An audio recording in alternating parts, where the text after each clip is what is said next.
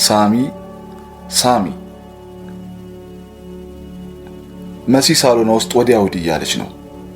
በጣም ጓጉታለች። ልታስደምመው እያሰበች ነው። ቶሎ ማግኘት ስላለባት ሳይቀርማት ልትደውልለት ይገባል። ስልኳን አነስታ የስም ማውጫ ሰንጠረዡን ከፍታ ቁልቁል ወረደች። የሳሚን ስም እስክታገኝ ስልክ ለመደወል ባሰበችና የስልክ ማውጫ ሰንጠረዡን በተመለከተች ቁጥር በስልኳ ውስጥ ያሉት ስሞች መመሳሰል ዘውትር ይገርማታል። 5 ቤቲዎች፣ 5 ቴዲዎች፣ 3 ብሩኮች፣ 4 ትዕግስቶች እና በርካታ ሞክሼ ስሞች አሏት፣ ሳሚን ጨምሮ። ብቻዋን ማውራት ጀመረች። መቼም የተገናኘንበት ቀን መሆኑን ቶሎ አያውቅም አለች ለራሷ። ሃይ ሳሚዬ። ሃይ የኔ ቆንጆ። ልደውልልሽ ሳስብ ሁሌ ልደውልልኝ የምታስበው እኔ ስደውል ነው? በእውነት የኔ ማር እንደዛ አይደለም። እሺ እሱን ተውና ሳሚዬ ዛሬ ቀኑ ምንድነው? ቅዳሜ ነው። ምን ነው ጠየቅሽኝ? ቅዳሜነቱን አላልኩም። አላቀለም ስታስታውስ ደውልልኝ። እሷ የምትለውና እሱ የሚመልስላትን መልስ በልቧ እያሰላሰለች ቁጥሩን ተጫነችው። ከወዲያኛው የስልኩ ጫፍ እየጠራ እንደሆነ ይታወቃታል። ግን ስልኩ አልተነሳም። ይህ ልምድ መቼ እንደተጠናወተው አያውቅም። ዓመቱ መጨረሻ ላይ ማስታወሻ የያዘባቸውን ወረቀቶችና ፈተናዎቹን ሰብስቦ የማቃተል ልምድ። እጁ ላይ ያለው ወረቀት ከተጻፈ ዓመት ይሆነዋል። ሊቀዳቸውና ሊያቃጥላቸው ከሰበሰባቸው ወረቀት ክምር ውስጥ አፈትልኮ የወጣው ይህ ደብዳቤ ደብዳቤው ለሷ የጻፈላት ብቸኛ ቅርሱ፣ የመጀመሪያውም የመጨረሻውም ደብዳቤ ነው። የፍቅሩ መቋጫ። ከዚህ በኋላ ጽፎላት ደውሎላት አይቷት አያውቅም። ሁሌ ያስባታል፣ ሁሌ ይናፍቃታል እንጂ። መሲን በጣም ነው የሚወዳት። ጠይሙ ፊቷ፣ በስርቆት የሚያዩት እይታቸው የሚያስደነግጠው አይኖቿ፣ አጠር ያለ ያልወፈረ ያልቀጠነ ቁመኗ ያረከዋል። ስለሷ ማሰብ ስፍር ቁጥር የሌለው ሐሴትን ያጎናጽፈዋል። ያያት ቀን ድምጿን የሰማ ቀን እንደ ሕፃን ቦርቅ ይለዋል። ከአምላኩ ቢጣላ በሷ ነው። አምልከኝ ብትለውም ቢያይላትማ ጠይም ጣዖቱ ነች እሷ ለሱ። ደብዳቤውን ገልጦ ማንበብ ጀመረ። መሲ፣ ደብዳቤ እንዴት ተጀምሮ እንዴት እንደሚያልቅ ስለማላቅ እንዳስቅብኝ የመጣልኝን ውስጥ ያለውን ይሄው እንዲህ ጽፌዋለሁ። አንብበሽ ተረጂኝ ውዴ። ያቺ አንቺን ያየሁባት ቀን ምን ያህል የተባረከች ነች። ከዕለታት ሁሉ የተቀደሰች። እግዚአብሔር ከስራው ያረፈበት ቅዳሜን ያከብራል። ክርስቲያኖች ደግሞ የድህነታቸውን ዕለት እሑድን ያከብራሉ። እኔ ደግሞ አንቺን ያየሁባትን ሐሙስን አከብራለሁ። ማዘዝ ብችል የሰንበትን ቀን አክብሩ ብዬ የማስከብራት ዕለት እሷን ነበር፣ አንቺን ያየሁባትን ሐሙስ። ውዴ፣ ፍቅር ነፍስ ዘርቶ ሲሄድ ባንቺ ውስጥ አየሁት። ውበት በደምሽ ስር ሲፈስ አየሁ። የሰው ልጅ ደም የሚቀመስ ቢሆን ያንቺን በቀመስኩ። ለምን? ከደምሽ ፍቅር ይቀዳላ። በሰውነትሽ ውበት ይፈሳል። በደምሽ ስር የሚመላለሱት እነሱ ብቻ ናቸው። ውበትና ፍቅር። ውበትሽን እንዴት አድርጌ መግለጽ እንዳለብኝ አላውቅም። በዙ የሚባሉት የአማርኛ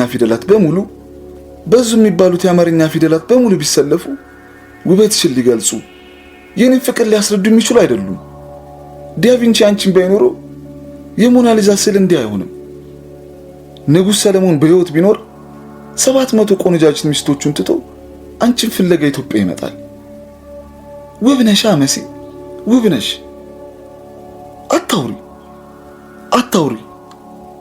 ምክንያቱም ከአንደበትሽ የሚወጡት ዘለሎች መሬት ጠብ እንዲሉ አልሻም። ግድ ማውራት ካስፈለገሽ ግን ከንፈርሽን ከከንፈሬ ገጥመሽ መሆን አለበት እና የማር ጠብታዎች መሬት እንዳይወርቁ። ፍቅር ማስከሩን ባንቺ አየሁ። ፍቅር ጨርቅ ማስጣሉን ባንቺ አወቅኩ። መቼ ነው ብቻዬን ማውራት የጀመርኩት? መቼ ነው በጨጫታ መሃል ጸጥታ ያሰምጠኝ የጀመረ? በዝምታ ውስጥ መረበሽ የጀመርኩት መቼ ነው? መቼ ነው በሌሊት እየወጣው ከዋክብት መቁጠር ጨረቃ ላይ ማፍጠጥ የጀመርኩ? መቼ ነው ፍቅር እስከ መቃብር መጽሐፍ ቅዱስ መሆን የጀመረው? አንቺን ካየሁ በኋላ አይደል ውዴ? ከዚህ በላይ ስላንቺ መጻፍ አልችልም። ውስጤን ታነቢ ዘንድ በቂ ባትሆንም ይችል ልክልሻለሁ። ያንቺው የልብ አፍቃሪ ሳሚ። ለመሲ ደብዳቤውን ደጋግማ አንብቦታል። መጀመሪያ ሰሞን እሱ ራሱ እንደጻፈው ማመን አቅቶት ነበር። የፍቅርን ኃያልነት የመሰከረለት ደብዳቤ ነው። ደብዳቤውን ሊሰጣት ሄደበት ዕለት ትዝ አለው። ማክሰኞ 11 ሰዓት ተኩል ሰፈሯ ደርሷል። በስንት ሰዓት እንደምትመጣ ያውቃል። መጀመሪያ ቀን ያያት እዚህ ቦታ ነው። ለመጀመሪያም ጊዜ ያወራት እዚህ ቦታ ላይ ነው። መጀመሪያ ቀን ያያት እዚህ ቦታ ነው። ለመጀመሪያም ጊዜ ያዋራት እዚህ ቦታ ላይ ነው። ሲጠብቃት 10 ደቂቃዎች አለፉ። አልቀጠራትም፣ ግን እሷም እሱም ይተዋወቃሉ። እሱ ሳያሰልስ እዚህ ይቆማል፣ እሷም ሳታረፍድ እዚህ ትደርሳለች። መጀመሪያ ሰሞን መገናኘታቸው ሲበዛ የአይን ሰላምታ ሰጥተው ታልፍ ነበር። ሲቆዩ ግን በእጅ መጨባበት ብሎ ማውራት ጀመሩ።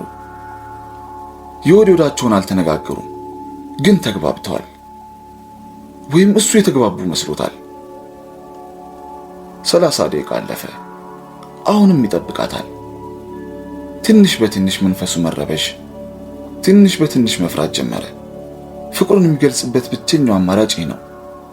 ለብዙ ቀናት ካሰበ በኋላ የተከሰተለት ለበርካታ ጊዜያት ሊነግራት ወስኖ አፉ ከተሳሰረበት በኋላ ያዋጣኛል ያለው መፍትሄ እጁን ኪሱ ከተተ።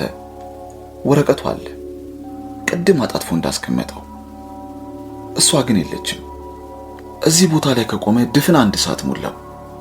እሷን ጥበቃ እዚህ መቆም ከጀመረበት ጊዜ አንስቶ አንድም ቀን እንዲቆይታ አታውቅም።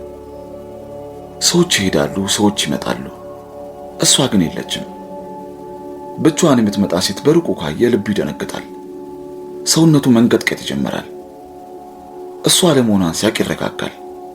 2 ድፍን ሰዓታት ባለበት ቁማ አሳለፈ። አይን ያዝ ማድረግ ጀምሯል።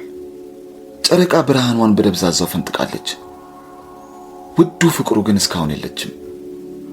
ለመሄድ ሲያመነታ የሁለት ሰዎች ረጃጅም ጥላ ከፊት ወደቀ።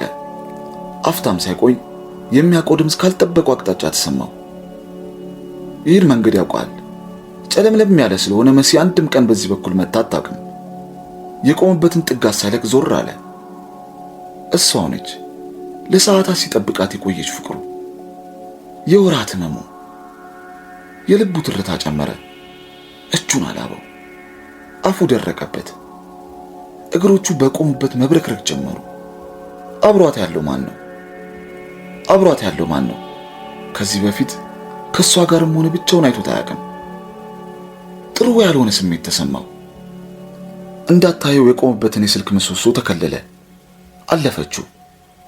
ከኋላው አያት። ያው ነች፣ እንደ ድሮ ቆንጆዋ፣ እንደ ድሮ ተፈቃሪዋ መሲ።